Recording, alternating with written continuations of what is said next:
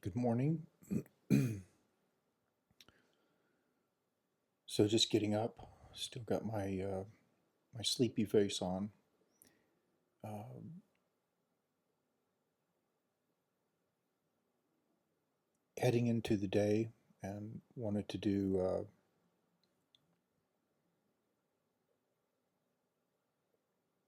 kind of a follow-up video from last night. Um, Other thoughts and considerations occurring this morning, and um, somewhat spawned a little bit by reviewing some photos around the Israeli settler occupation of the West Bank, which is ultimately a reoccurring Nakba of 1948. Um,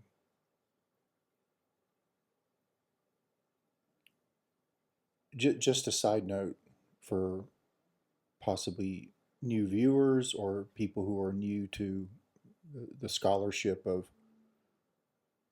investigating the Israeli project, originally backed by Europe and anti-Semitic sentiment, uh, fueled a lot of the export of new citizens to Israel,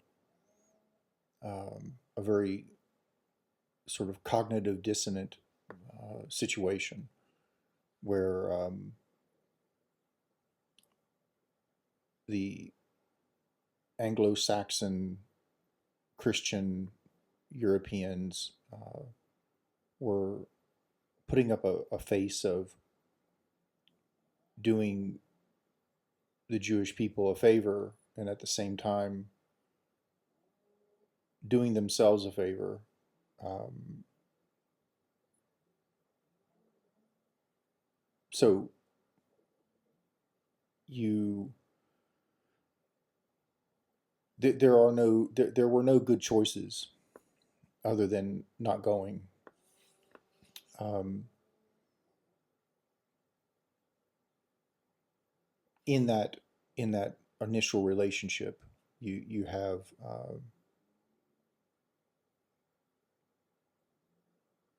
a promise of a new home at the price of genociding and burning down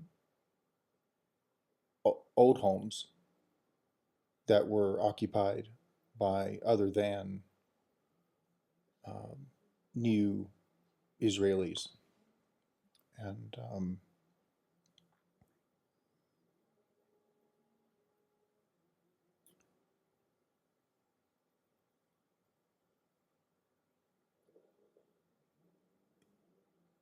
things are ratcheting up. I feel like the um, the level of desperation that's happening in the so-called higher ranks of uh, United States aristocrat bankers and capitalists in general, and their shareholders, um, and those who benefit from the shareholders. There's a whole system behind uh, U.S. Republic of capitalism, and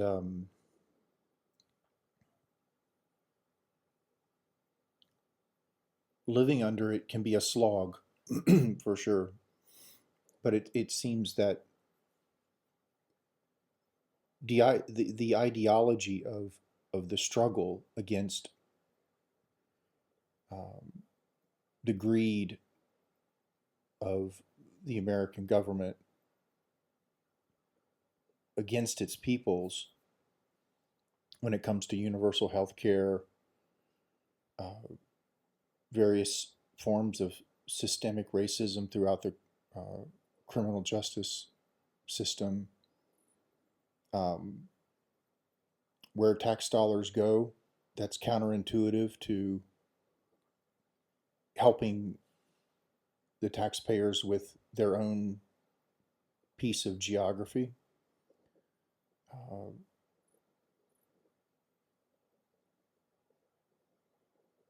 The struggle itself has become a form of identity, as if it's normal, that it's just the way things are.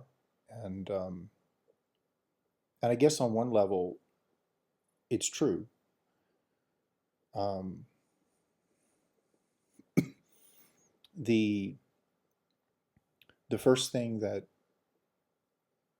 a government wants to compel the people to do in the United States case, and in many European cases as well, um, it's an offshoot of a colonizer mindset, fascism, soft fascism, is keep the people occupied with classism wars, identity politics, entertainment, competitiveness, and superstition and fear. Cull the masses, let's say. It makes it easier.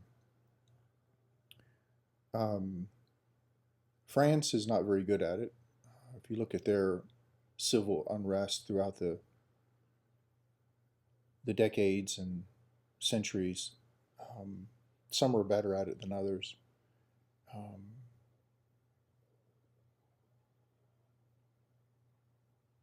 So it's not going to be a long video. I'll try to get an early start this morning. But I wanted to address one specific thing, and that is how we treat pain and angst.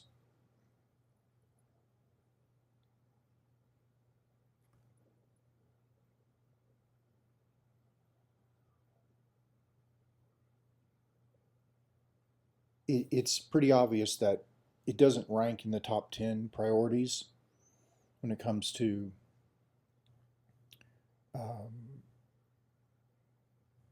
doing something about it.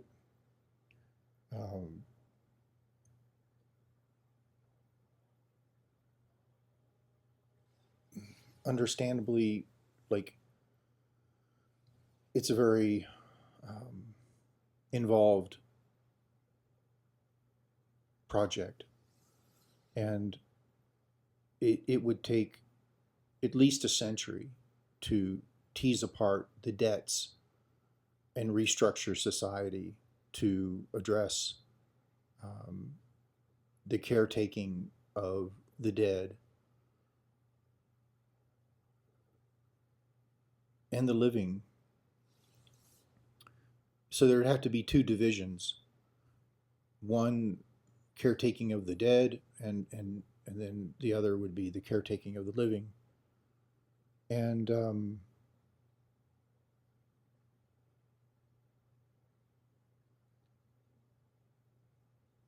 without going into any kind of paranormal skepticism, at least for this video, I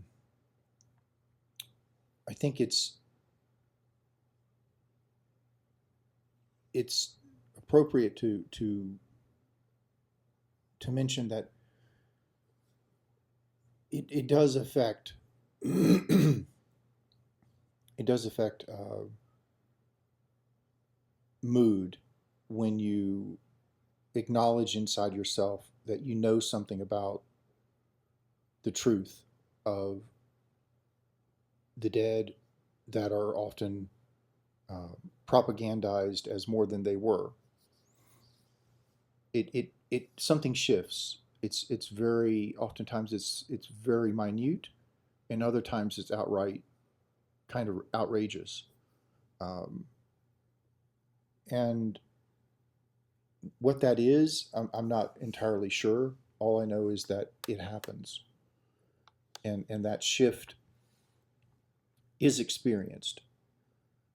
And often subtle things go noticed very quickly, but not screenshotted and really looked at and felt and jotted down. So to me, they're like little hints that there's a structure underneath the obvious. Uh, it's not necessarily quiet and secretive. It's just operates with different language that we're not trained to notice or hear or understand. Um,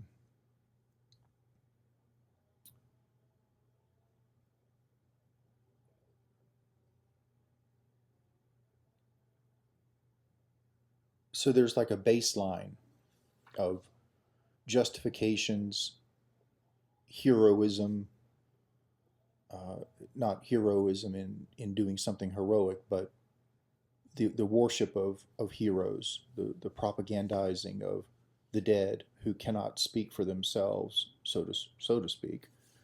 Um, Without their permission, they're often used to reinforce and affirm uh, things that would be counterintuitive to them if they were alive.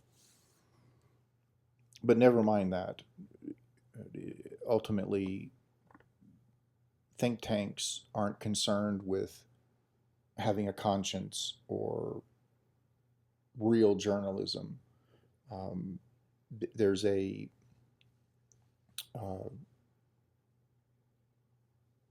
there's a personal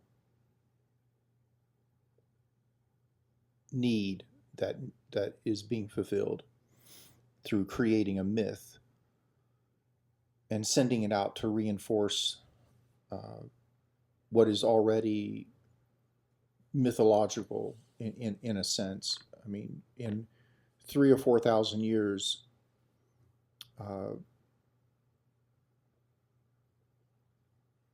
the things that are going on today will be legends, uh, boiled down to their essential morality and what they symbolize. Um,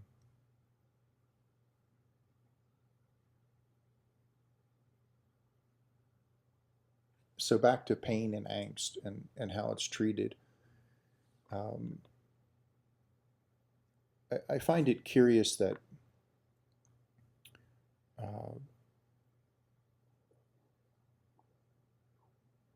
people make a story out of the story not being important. Uh, there's no escaping the story.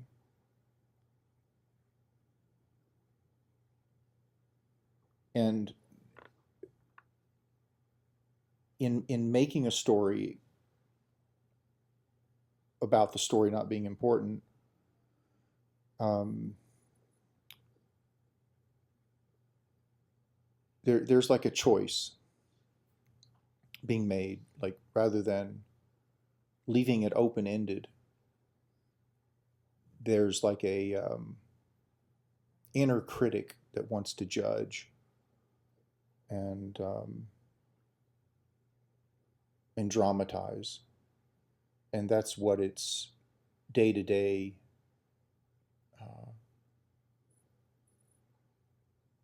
ways of being. That's what it needs. And on a personal level, like not me personally, but um, for the sake of this conversation, I'm speaking about it in general. On a personal level, it's appropriate that, well, this is the bed that you've made, or at least sometimes the bed that you've got, and um, many different circumstances in life have built it. Some beyond your control, some in your control, and some kind of out of control. If you really look at the different parts, And people feel things, people are experiencing things, and the tragedies and the massacres and the injustice is enormous. And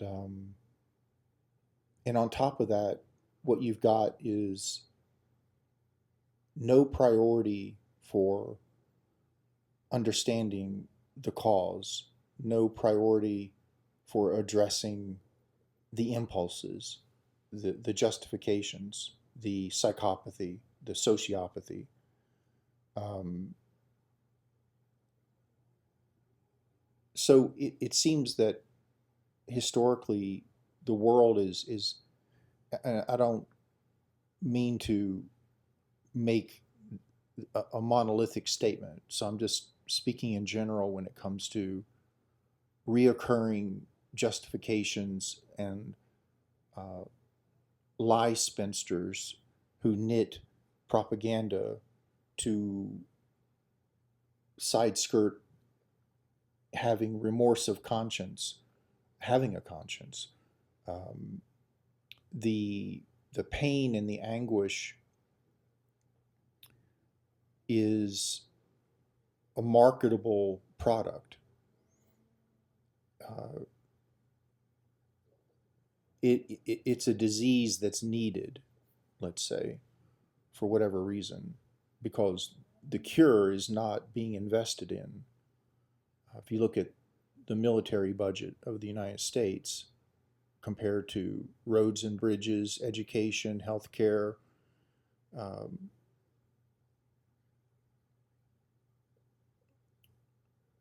charitable donations, building projects, and the like, it takes up about 60 or 70%. And this is a reoccurring theme.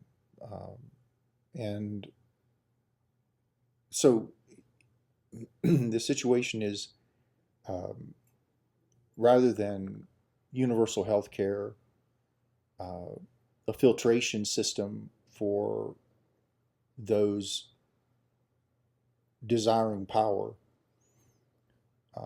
And what I mean by a filtration system is a group of scholars, uh, social workers, uh,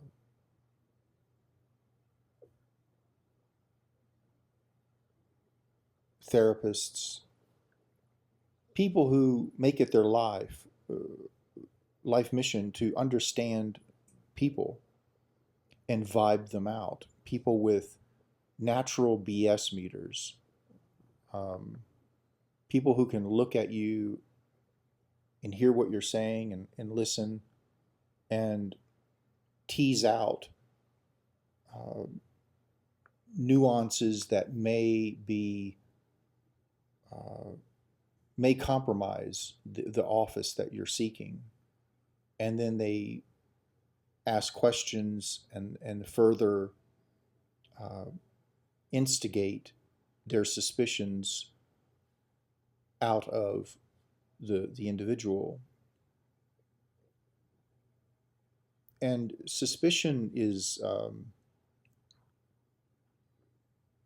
not. I mean, it's often advertised as uh, like negligent uh, to the truth in a way, but it's a primordial tool. I mean, suspicion is like the old saying, "Trust in Allah, tie your camel." It's a natural instinct, and in moderation, when it's activated, it's usually activated for a good reason. Like there's something, let's say, in the air, like like almost like a sixth sense in a way. And then there are those who are always suspicious, which is a more of a mental health situation. Um, but call it what you will, whether it's suspicion or constructive criticism on the side of intuition, there's a vibe that people, certain people, and probably everybody at some point in time, they give out because they're caught up in something that's personal that they're making public and claiming to be the fault of someone else other than the managerial department within themselves. And sometimes they've met their match. They're kind of full up, and so the only place to go is outdoors because they've run out of tools, or they don't have tools to deal with um, all these crumbling buildings that are coming down within themselves.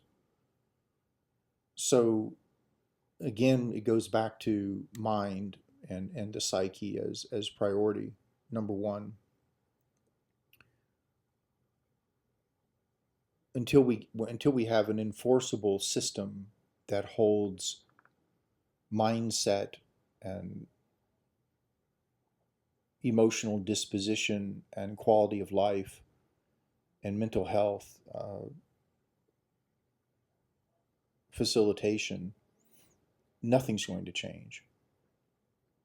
There's a lot of scholars and protests that do affect policy, but at the end of the day,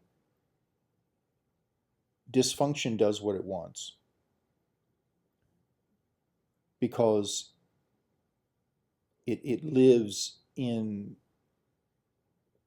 statistically an uncared for dysfunction on the level of government and society in general.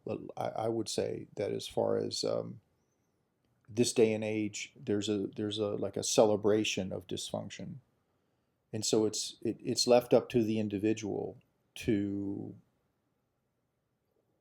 grow and shed the things that you might have thought was normal, and I guess possibly were at a certain stage in your life, but to attempt to not do those things anymore and see how you feel. Um,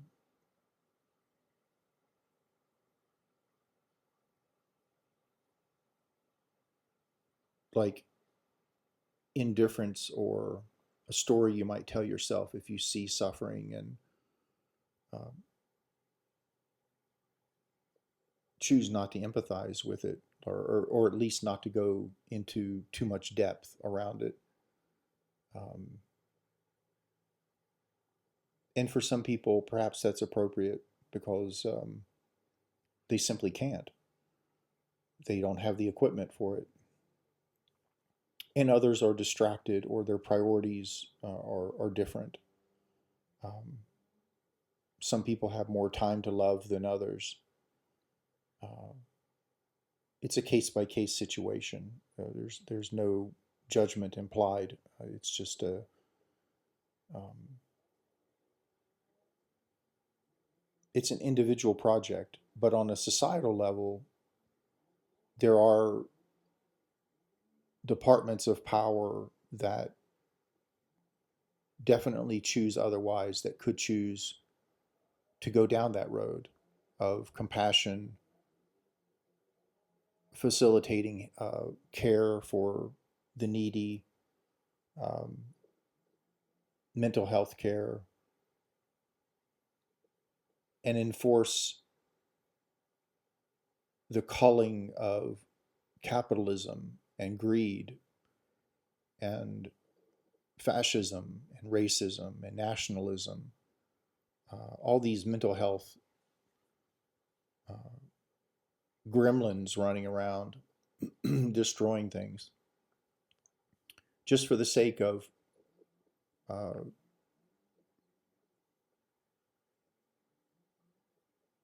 birthing more tragedy to reinforce uh, some connection to history that is also dysfunctional. Um, I mean, if you look at religious wars that are oftentimes used as foundational justifications for new religious wars, they're all dysfunctional. And just because it's ancient doesn't make it romantic or true. It just means that it's aged. Time does not do. Time does not knight uh, those who weren't worthy at the end of time. It's an individual thing that you work and you earn. It's not something that's bestowed upon you just because you're an old dude or uh,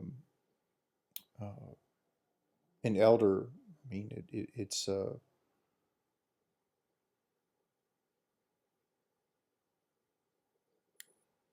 aging is mandatory. It's not something you choose. And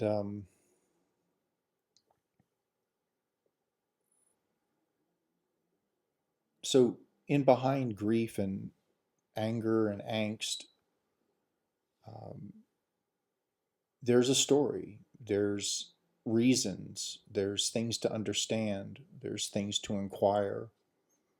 And I find it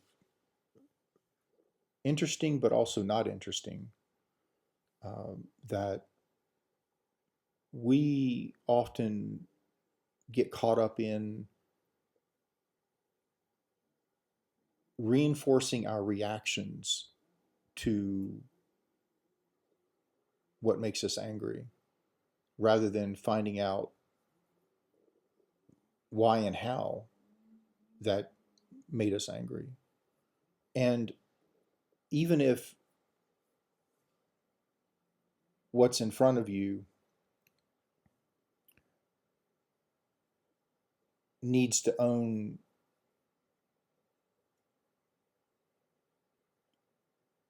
whatever phenomenon has occurred to pull up this anger, rather than make that object the enemy or something to be avoided,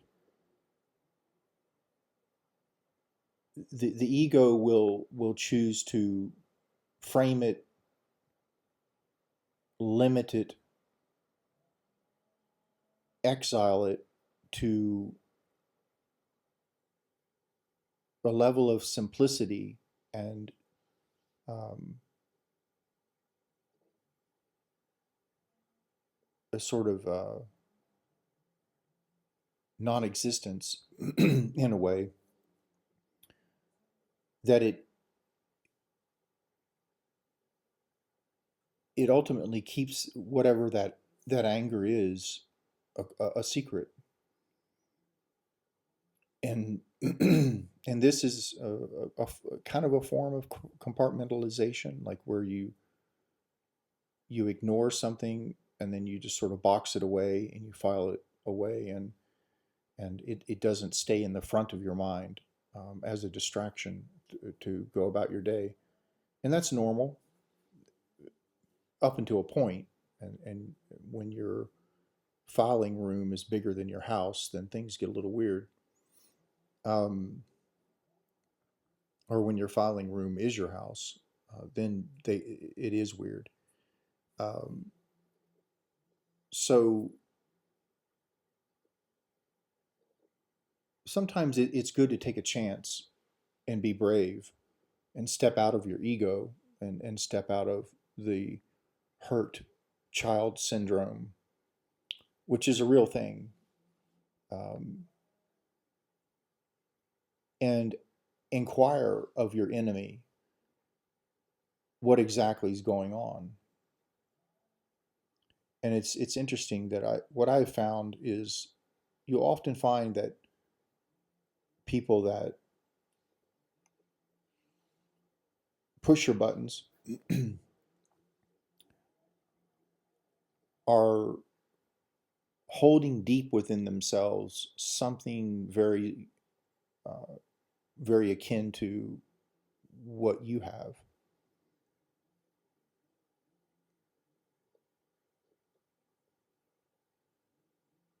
It's like wrestling with the angel and suddenly realizing you're wearing the wings and no one else is in the room. Um, so it's something to think about, that you're either, sometimes you have two choices. You either mythologize your angst and your unmet expectations and anger and confusion, and you live in that redundant ambiguity, or you start inquiring and studying and asking questions rather than confronting the answers, or confronting, um, providing pushback to things that rub you the wrong way. Imagine if being triggered was a form of social inquiry rather than a form of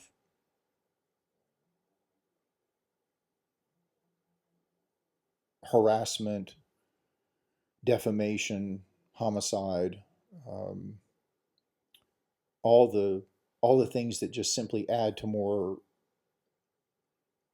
angst and more anger. So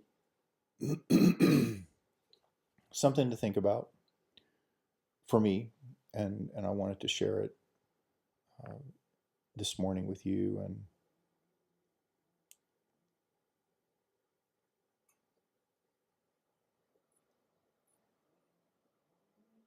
thinking about Gaza and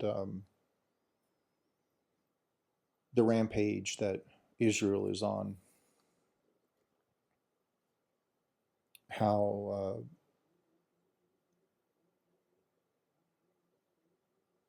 much the underbelly of Israeli ideology uh, resembles Nazi Germany. Uh,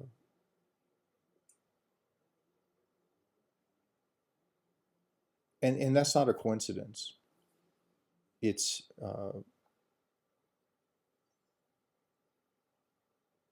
there's an inherited imprinting that has occurred on the psyche of a culture, and this inheritance, again, it goes from victim to victimizer.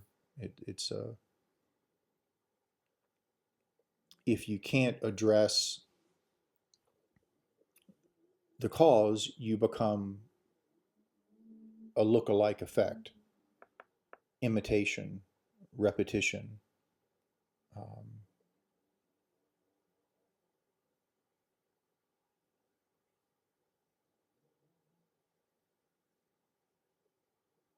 Thank you for supporting the channel, and please give a like and share. Happy to read comments as well, and if there's anything that you would like to hear discussed, please feel free to reach out, and be well. Uh,